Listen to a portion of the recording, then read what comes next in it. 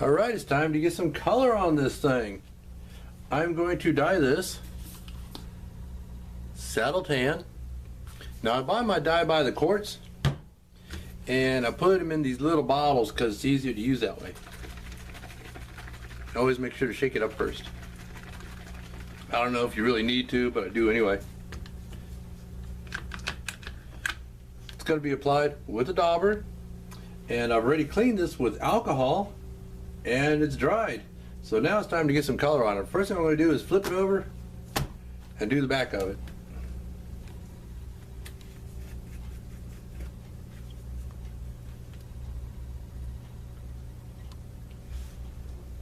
Basically, you load the dauber and then you just smear it around and get dye all over it. Actually, this part here, you don't have to worry about getting so much dye on.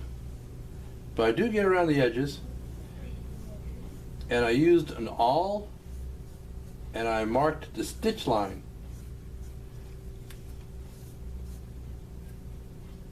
You know what? I am going to dye this whole thing because I'm also going to punch the belt loops in it, and I want to make sure those are dyed as well. This is Fiebings professional oil dye, and like I said, it is saddle tan. And when I dye leather, I use lots and lots of it. I like to really soak it in.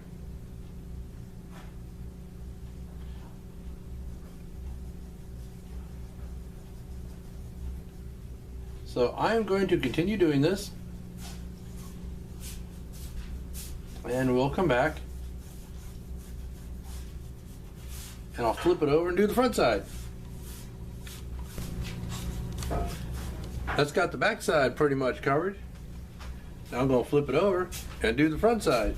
And you can tell from the way this piece of leather is curling that it is quite dry. And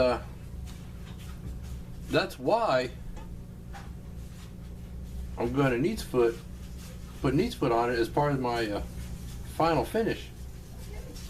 This is not a highlight stain. It's just a regular dye. But from the way the stamping's burnished, it'll should give a little bit of a highlight as is.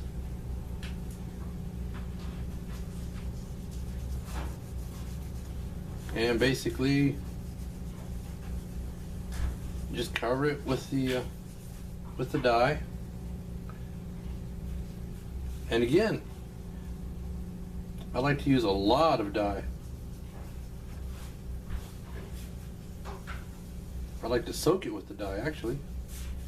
As dry as this leather is, it is just soaking it right up.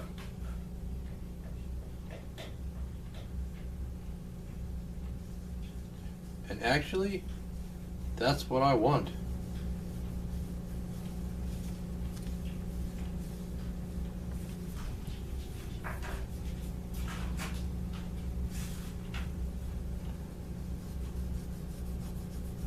Nothing really scientific about it. I just keep putting dye on it until I get basically until it's saturated. And it just kind of stands on the surface. It'll soak in, but basically that means the leather is pretty much saturated with the dye, which is really what I want.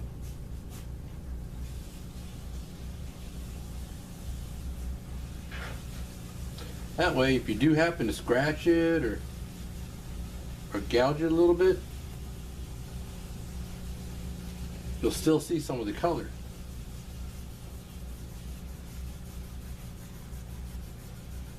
I use a combination of swirlies and straight lines and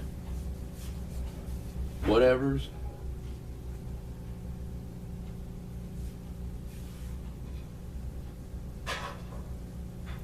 Just to get that dye saturated in there.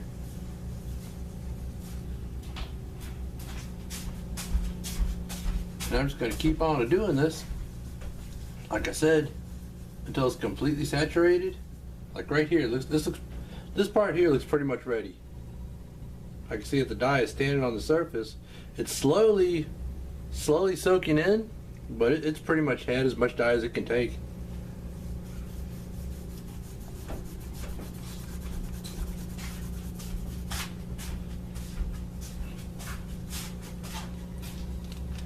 And the wacky thing is that as this dries, it'll look terrible. It'll be blotchy, streaky, but the thing is, you gotta leave it alone. You'll be very much tempted to touch it up.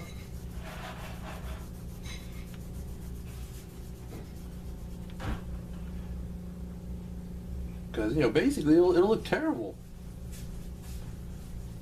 But you gotta just let it sit and dry. Come to think of it, I don't know if I've done a saddle tan holster on a video yet. Now these edges you don't have to worry about so much because I'll be sanding these.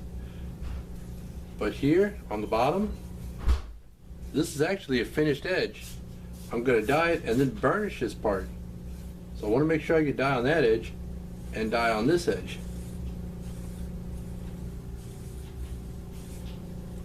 Okay, I'm going to go ahead and take care of this. And I'm going to do the other piece as well. And then we're going to sit and let it dry overnight. Might take, I don't know, one day should do it. It should be dry enough by then to get back to work on it. Because then we can go ahead and glue it together.